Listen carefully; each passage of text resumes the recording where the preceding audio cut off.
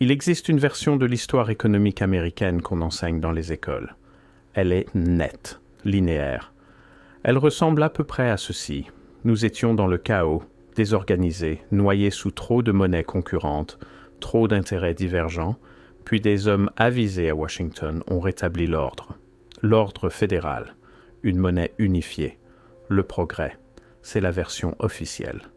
Mais plus j'ai creusé dans la législation financière des années 1860 et 1870, plus je tombais sur les mêmes détails troublants. Les National Banking Act ont taxé les monnaies d'émission locale jusqu'à les rendre caduques, discrètement, méthodiquement.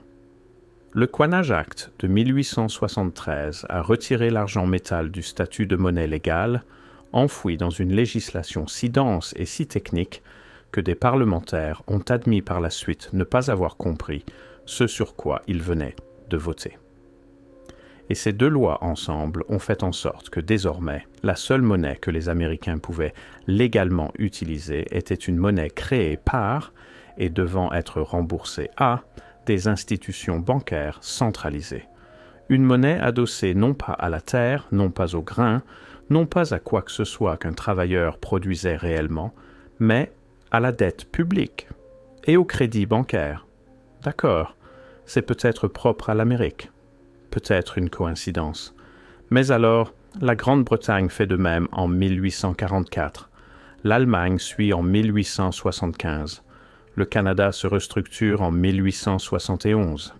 Le Japon calque tout son système bancaire sur les lois américaines en 1872. L'Australie se centralise d'ici 1878. La France resserre le monopole de la Banque de France tout au long de la même décennie. Tous. La même fenêtre temporelle, la même solution, le même résultat. Et une fois qu'on le voit, impossible de faire semblant de ne pas l'avoir vu. Laissez-moi vous raconter ce qui existait réellement en Amérique avant 1863. Avant les National Banking Act, les États-Unis fonctionnaient sous ce que les historiens appellent platement l'ère du free banking, de 1837 à 1863 environ. Et le nom, à mon avis, est trompeur, car ce qu'il désigne n'était pas le chaos, c'était quelque chose de bien plus intéressant. C'était la localité. Chaque État fédéré charte ses propres banques. Ces banques émettaient leur propre monnaie. Et voici la partie qui compte le plus, celle que tous les manuels d'économie standard passent sous silence. Une grande partie de cette monnaie était adossée à quelque chose de réel. La terre, les matières premières, des récépissés d'entrepôts, des actifs agricoles, une richesse tangible, concrète, qui existait dans le monde physique. Un agriculteur de l'Ohio pouvait entrer dans une banque à charte locale, présenter son titre de propriété ou son stock de grains et recevoir une monnaie reflétant la valeur de cet actif. Il n'empruntait pas à une institution lointaine. Il monétisait, dans un sens très réel, sa propre capacité productive. Cela soulève une question simple mais capitale. Si le système était si chaotique, si dangereux, pourquoi le commerce a-t-il prospéré? Pourquoi les bourgs ont-ils grandi? Pourquoi des routes ont-elles été construites? Des greniers remplis, de petites industries semées, tout cela sans qu'une autorité monétaire fédérale centralisée dise à quiconque ce que valait son argent. L'explication officielle, c'est que le système était frauduleux. On appelait ça le wildcat banking, des banques émettant plus de billets qu'elles ne pouvaient en rembourser, des banques surgissant au fin fond des territoires pour disparaître du jour au lendemain. Et oui, c'est arrivé. Je ne prétends pas le contraire. Mais voici ce qu'il y a de plus étrange. Quand on examine les véritables taux de faillite bancaire, quand on se penche sur les États disposant des systèmes de monnaie adossés à la terre les plus solides, des États comme New York, la Louisiane, l'Indiana, le bilan est considérablement plus stable que ce que le récit officiel laisse entendre. Le système bancaire louisianais en particulier, adossé à un mélange de numéraires et d'actifs commerciaux, a survécu à des paniques financières qui ont anéanti des institutions dans d'autres États, pas plus fragiles, pas plus chaotiques, plus résilients. Alors pourquoi n'en parle-t-on pas? Plus je m'enfonçais dans les archives monétaires d'avant-guerre civile, plus je remarquais quelque chose d'étrange. quelque chose qui ne cadre pas avec le récit d'une réforme inévitable et nécessaire.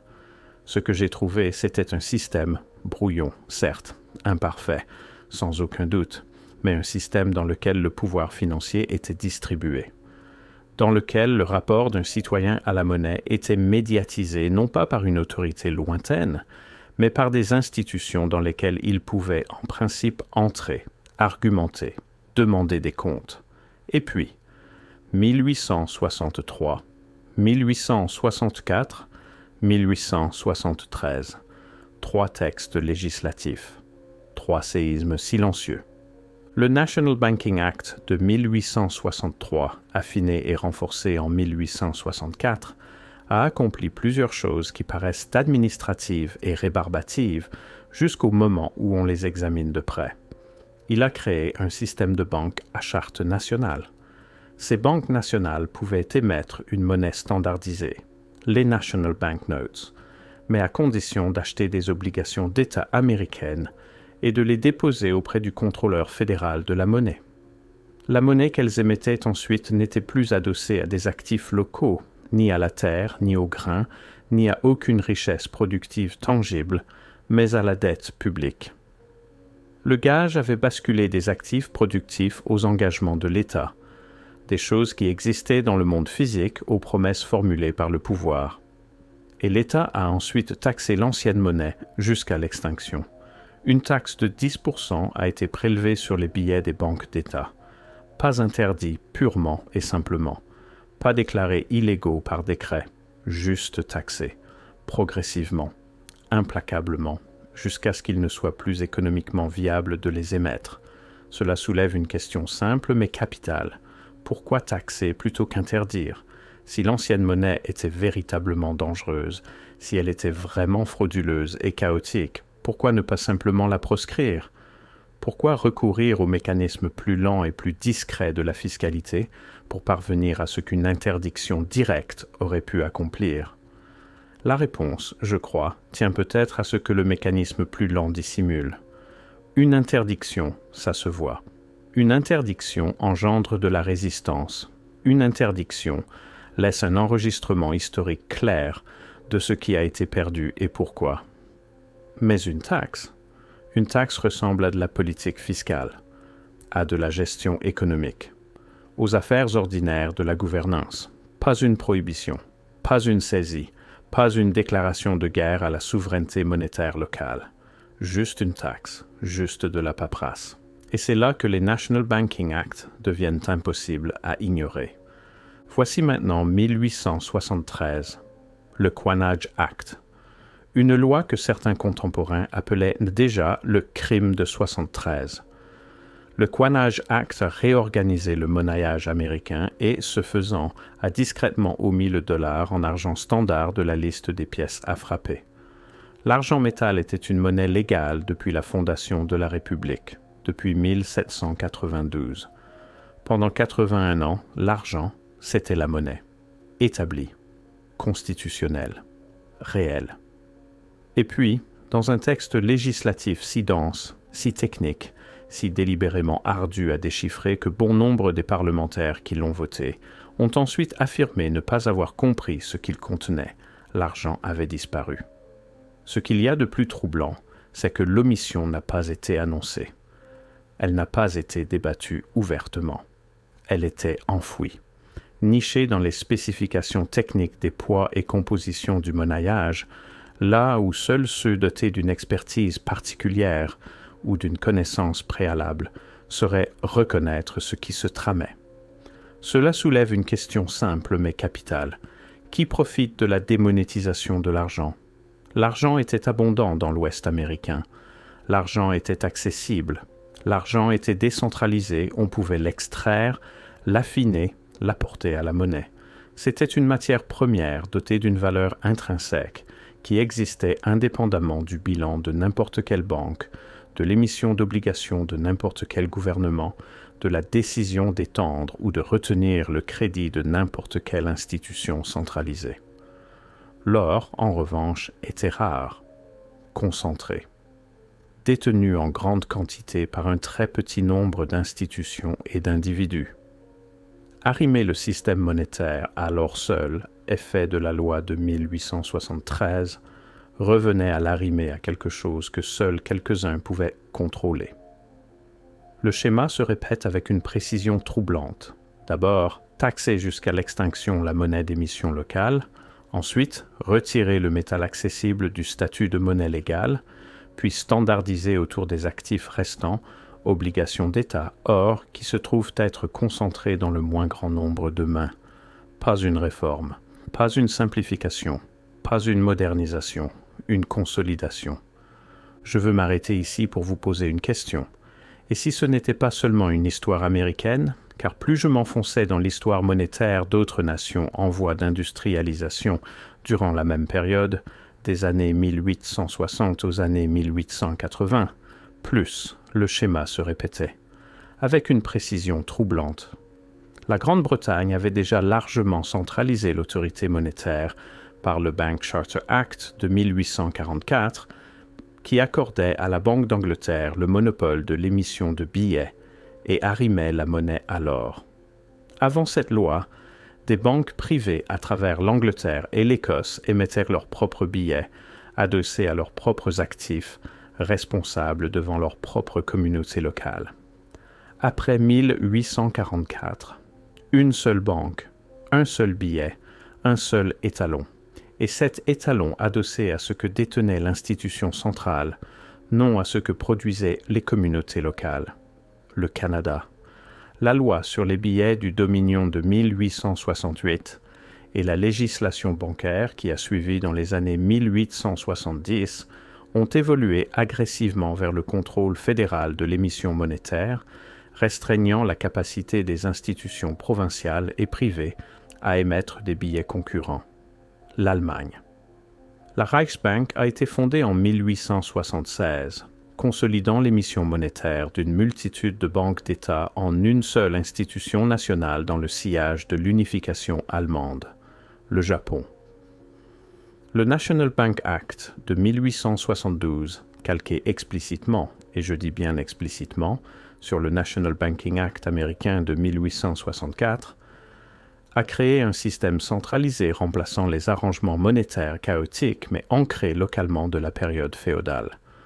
Le schéma se répète avec une précision troublante, pays après pays, décennie après décennie, comme s'il suivait des instructions qu'il ne comprenait pas entièrement, ou peut-être des instructions qu'il comprenait fort bien. En l'espace d'une trentaine d'années environ, de 1844 à 1876, presque toutes les grandes économies industrialisées du monde sont passées de systèmes monétaires distribués, d'émissions locales, adossées à des actifs, à des cadres monétaires centralisés, contrôlés institutionnellement, adossés à la dette. Le calendrier n'est pas fortuit, il ne peut pas être fortuit. La coordination nécessaire entre nations souveraines, entre systèmes politiques concurrents, entre traditions juridiques et contextes culturels différents, la coordination nécessaire pour que tout cela soit une coïncidence est tout simplement hors de portée du calcul des probabilités. C'est là que l'explication officielle s'effondre. La version officielle, c'est que chaque nation, de façon indépendante, rationnelle, pragmatique, a décidé de moderniser son système monétaire, que chaque corps législatif a regardé sa propre situation locale, chaotique, et conclu que la centralisation était la réponse. Mais la simultanéité, l'uniformité de la solution, le mécanisme identique, taxé, réglementé et finalement éliminer la monnaie locale concurrente, appliquée à travers des juridictions sans mécanisme de coordination formelle. C'est là l'anomalie, c'est là que je reste bloqué. Permettez-moi d'être précis sur ce que cette transition a créé, non pas ce que les critiques affirment, non pas ce que les partisans soutiennent, ce que les mécanismes structurels du nouveau système ont effectivement produit. Dans un système à monnaie d'émission locale adossé à des actifs, la création de monnaie était liée à la création de valeur. Un agriculteur qui cultivait du blé, le stockait et obtenait un récépissé d'entrepôt fonctionnant comme une monnaie. Cet agriculteur avait accru la masse monétaire proportionnellement à la production réelle. La monnaie existait parce que le blé existait. Nul intermédiaire n'était requis pour déterminer si le blé était réel. Le blé était réel. Dans le nouveau système, monnaie nationale adossée aux obligations d'État, étalon or, émission centralisée, la monnaie entrait en circulation par un mécanisme fondamentalement différent. Les banques empruntaient aux institutions centrales. Les gouvernements émettaient des obligations. La monnaie était créée non pas à partir d'actifs productifs, mais à partir de crédits accordés par des autorités centralisées. Et le crédit, contrairement à la terre, contrairement au grain, contrairement aux matières premières stockées, doit être remboursé, avec intérêt. Voilà ce que cela signifie structurellement. Dans l'ancien système, une communauté qui créait de la valeur pouvait, dans certaines limites, créer une monnaie reflétant cette valeur. Le système financier était en aval du système productif. La monnaie suivait la productivité. Dans le nouveau système, la productivité est devenue en aval de la finance. On ne pouvait pas construire, planter, extraire ou fabriquer sans avoir d'abord obtenu un crédit auprès d'une institution déterminant si l'on était solvable. L'institution ne suivait pas l'économie. L'économie suivait l'institution. Cela soulève une question simple mais capitale. Si votre monnaie vient de la dette, si chaque dollar en circulation représente une obligation envers une institution prêteuse, est-il alors possible de jamais rembourser collectivement cette dette? Si la monnaie nécessaire pour payer les intérêts a elle-même été créée sous forme de dette, d'où viennent les intérêts? La réponse, mathématiquement, structurellement, c'est que c'est impossible. Pas dans l'ensemble. Certains emprunteurs individuels remboursent leurs dettes. Mais le système dans son ensemble, le stock total de monnaie adossée à la dette, doit perpétuellement s'étendre pour se financer lui-même. Plus de dettes pour payer les intérêts sur la dette existante, plus de crédits accordés, plus de dépendances creusées. Ce n'est pas une observation marginale, c'est de l'arithmétique. Et cette arithmétique, cette dépendance structurelle, est ce que le Coinage Act de 1873, les National Banking Act de 1863 et 1864 et leurs équivalents à travers le monde ont discrètement, techniquement, bureaucratiquement installé. Pas avec des fusils, pas avec des proclamations, avec des poids de monnayage, des exigences de nantissement en obligation et une taxe de 10%. Quand j'ai commencé à chercher la trace physique de ce qui avait été perdu, non pas la trace théorique, mais les preuves tangibles et survivantes du fonctionnement réel des systèmes de monnaie d'émission locale, je tombais sans cesse sur le même problème. Les archives sont lacunaires. Pas totalement absentes, pas entièrement effacées, mais lacunaires d'une manière qui semble disproportionnée par rapport à l'ampleur de ce qui existait, pour une période couvrant près de 3 décennies de banques locales actives et généralisées, des milliers d'institutions d'État à charte, des millions de billets individuels en circulation, la documentation conservée est remarquablement clairsemée. Ce que nous avons, les billets eux-mêmes, ceux qui ont survécu dans des collections privées et des archives de musées. Les gravures sont extraordinaires. Un billet de banque de l'Ohio des années 1850 arborant la gravure d'une écluse de canal et d'un monument local. Un billet du Wisconsin représentant un agriculteur avec une charrue. Un billet de Louisiane intégrant des textes en anglais et en français. Ce n'était pas seulement de l'argent, c'étaient des artefacts communautaires. Ils portaient l'identité des lieux qui les avaient émis. Et puis ils ont été taxés jusqu'à l'extinction. Et la plupart ont été détruits, pas archivés, pas conservés dans des coffres fédéraux comme témoins historiques, détruits, parce qu'un billet de banque annulé et retiré n'avait aucune valeur, c'était du papier, des déchets, et ainsi la trace physique de ce à quoi ressemblait la souveraineté monétaire locale, ce qu'on ressentait à tenir dans sa main une monnaie portant le nom de sa communauté et les actifs de ses voisins, cette trace a été brûlée. Le silence était assourdissant. J'ai passé du temps avec des sociétés d'histoire locale en Ohio, en Indiana, dans la Géorgie rurale, les registres bancaires de l'ère du free banking, les grands livres, la correspondance, les enregistrements de ce qui servait de garantie, quels actifs couvraient quels billets, Ils sont fragmentaires, incomplets, incohérents. Non pas parce que la tenue des registres était négligente. De la vie générale, bon nombre de ces institutions tenaient des livres méticuleux, mais les livres n'ont pas survécu. Les périodes de transition sont documentées. L'établissement des chartes bancaires nationales est documenté, ce qui précédait des fragments. Comme si la trace écrite, à l'instar de la monnaie elle-même, avait été discrètement, méthodiquement laissée à disparaître. Je reviens sans cesse au problème de la coordination. Parce que c'est l'anomalie que je n'arrive pas à balayer d'un revers de main, 30 ans, des dizaines de nations souveraines. La même solution appliquée au même problème, trop d'autonomie monétaire locale, avec le même résultat structurel, contrôle centralisé, monnaie adossée à la dette, dépendance au crédit institutionnel. Aucun traité international n'a imposé cela. Aucune autorité mondiale n'existait pour le coordonner.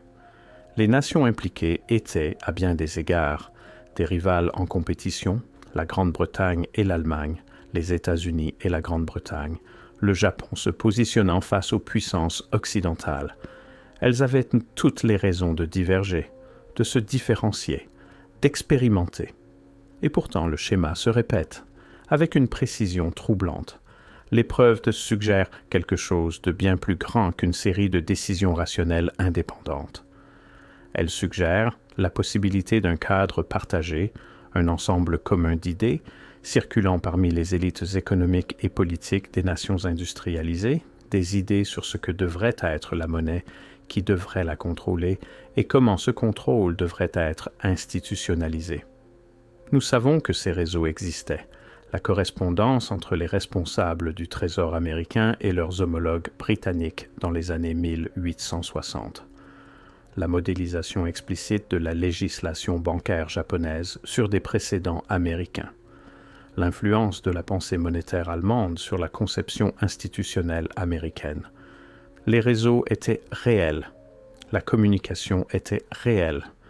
Ce qui reste flou, ce que le dossier historique ne parvient pas tout à fait à résoudre, ou peut-être ne veut pas tout à fait résoudre, c'est si ce qui circulait dans ces réseaux n'était que du savoir ou quelque chose de plus proche d'une instruction. Ces législateurs et financiers parvenaient-ils de façon indépendante à des conclusions similaires à partir de prémices similaires? Ou recevaient-ils, par des canaux que nous ne pouvons pas entièrement documenter, quelque chose ressemblant davantage à un plan directeur? Je ne vais pas vous dire lequel. Je ne le sais pas. Et je me méfie de quiconque prétend le savoir. Mais la question que je n'arrive pas à cesser de poser, mérite d'être posée. Ce qui me frappe le plus, en fin de compte, ce n'est pas la législation, pas les mécanismes techniques, pas même les conséquences structurelles, aussi profondes soient-elles. Ce qui me frappe, c'est le silence. La transition de systèmes monétaires distribués, ancrés localement, adossés à des actifs, vers une monnaie centralisée, adossée à la dette, contrôlée institutionnellement, était, objectivement, l'une des réorganisations les plus significatives du pouvoir économique dans l'histoire humaine. Elle a fondamentalement altéré le rapport entre les citoyens ordinaires et les institutions qui gouvernaient leur vie financière. Elle a déplacé le centre de gravité de la création monétaire, de la communauté vers l'institution, de la productivité vers le crédit, du tangible vers l'obligatoire. Et cela s'est produit sans presque aucun débat public sur ce qui était véritablement en jeu. Il y a eu des voix critiques. Le mouvement pour l'argent libre dans les années 1870 et 1880 comprenait au moins intuitivement que quelque chose d'essentiel avait été soustrait. Le Greenback Labour Party comprenait. Les populistes agraires qui ont suivi comprenaient. William Jennings Bryan, debout devant la Convention démocrate de 1896, n'a pas choisi la métaphore de la crucifixion sur une croix d'or par hasard. Il savait, ou pressentait, que quelque chose avait été tué. Mais le débat, quand il a eu lieu, a été formulé en termes techniques. Monnaie saine contre monnaie bon marché. Or contre argent. Inflation contre déflation. La question plus profonde, qui contrôle la création de monnaie, Sur quelle base et au profit de qui? Cette question n'a jamais tout à fait réussi à s'imposer au cœur du débat public. Elle en a été exclue, techniquement. Délibérément? Je ne peux pas le prouver délibérément, mais ce cadrage a servi certains intérêts avec une constance déconcertante. Plus je m'enfonçais, plus cette constance devenait impossible à ignorer. Dans les 20 ans qui ont suivi les National Banking Acts, vers les années 1880, les régions agricoles de l'Amérique traversaient une crise du crédit. Des agriculteurs qui avaient même fonctionné, si imparfaitement soit-il, au sein d'un système financier médiatisé localement, se retrouvaient dépendants de banques lointaines pour le crédit saisonnier. Ce crédit venait avec des conditions qu'ils n'avaient même pas fixées, des taux d'intérêt qu'ils ne pouvaient pas négocier, et des exigences de garantie qui signifiaient de plus en plus leur taire. La vague de saisie de la fin du XIXe siècle, qui a alimenté les mouvements politiques agraires, qui a engendré le Parti populiste, qui a généré des décennies de fureur politique rurale, cette vague n'était pas simplement le résultat de mauvaises récoltes ou de la chute des prix des matières premières, même si ceux-ci y ont contribué. Elle était, structurellement, le résultat de la transition. Le résultat d'un système dans lequel la masse monétaire était contrôlée par des institutions centralisées dont les intérêts n'étaient même pas alignés sur la productivité agricole, dont les décisions d'allocation du crédit étaient prises dans les villes de la côte Est, dont les exigences de nantissement en obligation signifiaient que la disponibilité de la monnaie suivait la dette publique plutôt que les besoins agricoles saisonniers. Pas la météo, pas l'imprévoyance individuelle, pas des forces de marché opérant de manière neutre et invisible. La structure délibérément, législativement construite. Et cette structure persiste. Les mécanismes ont changé, les noms ont changé, la sophistication institutionnelle a considérablement évolué, mais le rapport fondamental, dans lequel la monnaie est créée par l'extension institutionnelle du crédit, plutôt que par un adossement à des actifs productifs, dans lequel la masse monétaire est gérée par des autorités centralisées dont les décisions se répercutent en cascade sur la vie économique ordinaire, ce rapport a été installé dans les années 1860 et 1870. Et les communautés qui concevaient la monnaie autrement, qui avaient bâti des systèmes, si imparfaits soient-ils, dans lesquels les actifs productifs d'un citoyen avaient une assise monétaire, ces communautés et leur mémoire financière ont été discrètement effacées. Je voudrais terminer par une question, pas une réponse. Je n'en ai pas. Et je ne suis pas sûr qu'une réponse soit disponible. La question est la suivante. À quoi ressemblerait la monnaie si les choses avaient pris un autre tour? Et si les lois bancaires de 1863 et 1864 avaient même préservé un espace significatif pour une monnaie d'émission locale, adossée à la productivité aux côtés du système national? Et si le Coinage Act de 1873 avait maintenu la place monétaire de l'argent, maintenant ainsi un métal suffisamment accessible pour servir les communautés rurales et laborieuses, et si la consolidation mondiale de l'autorité monétaire dans les années 1840 à 1870 avait été contestée plus efficacement, avait été ralentie, partiellement inversée. Le système serait-il plus fragile? Peut-être. Probablement. Les systèmes de monnaie locale comportent des risques réels. Je l'ai reconnu tout au long de ce texte. Je ne suis pas en train de romantiser l'ère du free banking. Il y a eu des fraudes, des faillites, des banques véreuses et des billets sans valeur et des préjudices réels. Mais quelque chose d'essentiel aurait-il été préservé? Quelque chose qui a été perdu? Un lien significatif entre capacité productive et assise monétaire? Un garde-fou contre l'expansion indéfinie de la dette, une mémoire institutionnelle que la monnaie ne doit pas toujours, inévitablement, structurellement, être une obligation. Les preuves suggèrent que nous avons perdu quelque chose quand ces billets ont été annulés et brûlés. Pas seulement un mécanisme économique, quelque chose de plus proche d'un principe. Le principe que la richesse productive d'une communauté est en elle-même une forme de fondement monétaire. que le grain stocké de l'agriculteur, la structure achevée du bâtisseur, les biens finis de l'artisan, que tout cela n'est pas simplement des marchandises en attente de monétisation par la grâce institutionnelle, mais sont eux-mêmes intrinsèquement l'expression de la valeur que la monnaie est censée représenter. Ce principe a été taxé jusqu'à l'extinction, législativement réduit au néant, puis, pour l'essentiel, oublié. Plus je m'enfonçais dans cette histoire, plus je revenais à cette image, le billet annulé, le tampon rouge, son caractère définitif. Quelque part, quelqu'un tenait ce billet, peut-être un agriculteur, peut-être un commerçant, peut-être un ouvrier qu'il avait gagné par un travail authentique, et on lui disait qu'il n'était plus valide, n'était plus de la monnaie, n'était plus rien du tout, et ce qu'il avait remplacé était un billet adossé non pas à sa productivité, mais à une obligation d'État, non pas à ce qu'il avait bâti, mais à ce que l'État devait, non pas à son travail passé, mais à une obligation future. Était-ce un meilleur système? Était-ce inévitable? Était-ce le seul chemin possible depuis le paysage monétaire chaotique de la jeune République vers l'économie industrielle du XXe siècle? Ou était-ce un choix, fait par des personnes précises, dans des pièces précises, pour des raisons précises, qui a reconfiguré le rapport financier entre les citoyens et les institutions d'une manière qui gouverne encore nos vies aujourd'hui? Je continue de poser la question. Le silence, comme toujours, est assourdissant.